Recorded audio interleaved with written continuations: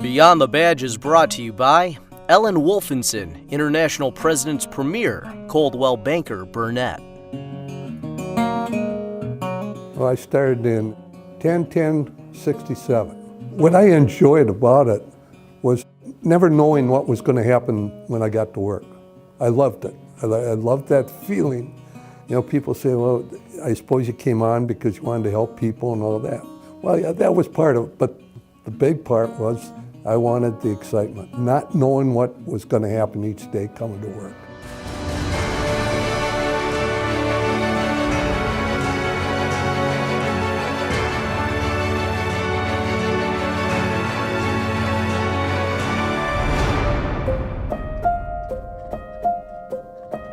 The mall came into effect, I think, in '56.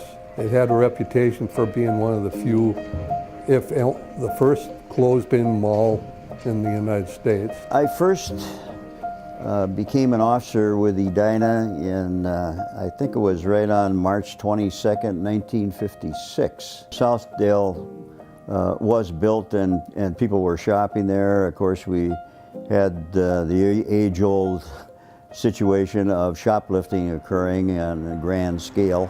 Sometimes put officers up on the roof if we were having a lot of thefts from cars and thefts themselves, and watch them from binoculars on top of buildings, and as a consequence radio down to a squad to apprehend them before they got out of the parking lot. And so there were a lot of arrests in the beginning of Southdale in that particular regard. I'll bet you we processed as many shoplifters almost as we took accident reports on the street. And the other thing was theft from the cars out in the parking lot.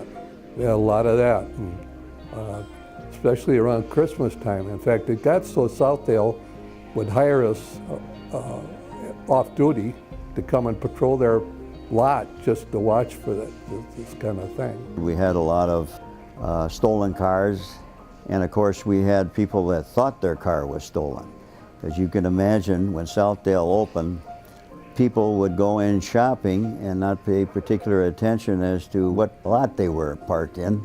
And people would call up and say, you know, my car's been stolen, and so on and so forth. And so we would go out there and say, well, let's ride around the parking lot a little while and see what happens. So we had a lot of traffic in and out of there. At one time, we also put a precinct in Southdale because it was so busy. We had 3 guys stationed there almost all the time. The department continued to grow. I was fortunate enough to have been selected a sergeant in 1961. You were in charge of a shift and you made a lot of decisions that had to be made immediately, and it was just a great job to have. The guys we had on the department were very good. You know, we had a good reputation. We really had the backing of the people in Edina. You know, it meant a lot.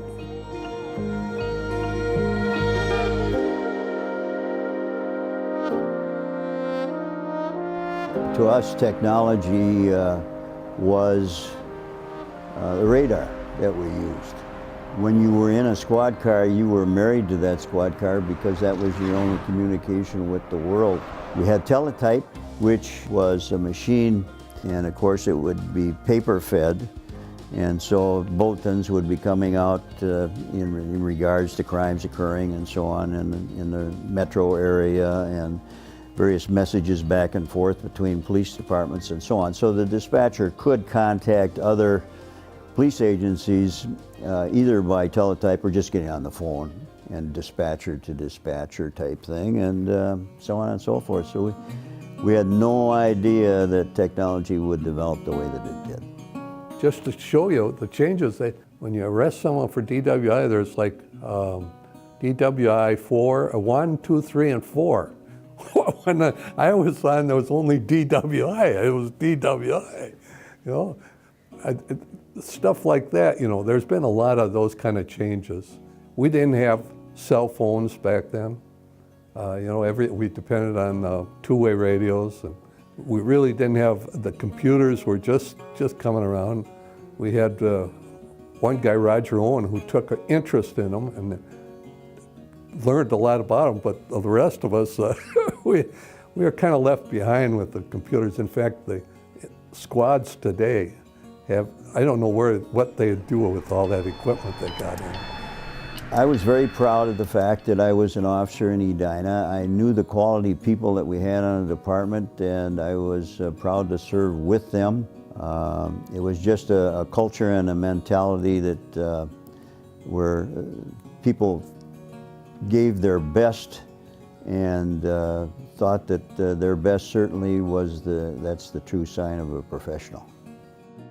These young guys, I've met them here, they're really good.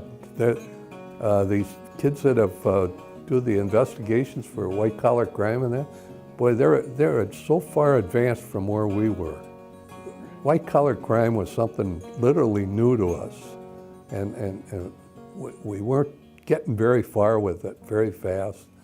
But these guys today, they're doing a great job. But I think the important thing was the environment that you came into. And when you came into Edina, into our environment, our police department, there were so many role models for you to follow.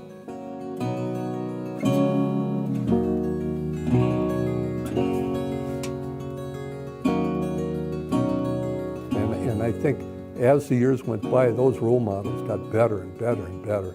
In fact, one of the best police chiefs that I ever saw was Mike Satari. And Mike was after my time as a chief. I had the pleasure of being one of the 4 lieutenants that hired him. It kept getting better and better and better. The people that we hired, our hiring practices got better. We started being a role model for the rest of the other suburban areas and the rest of the city. And I think they still are to this day. I never regretted a day that I had been on the department.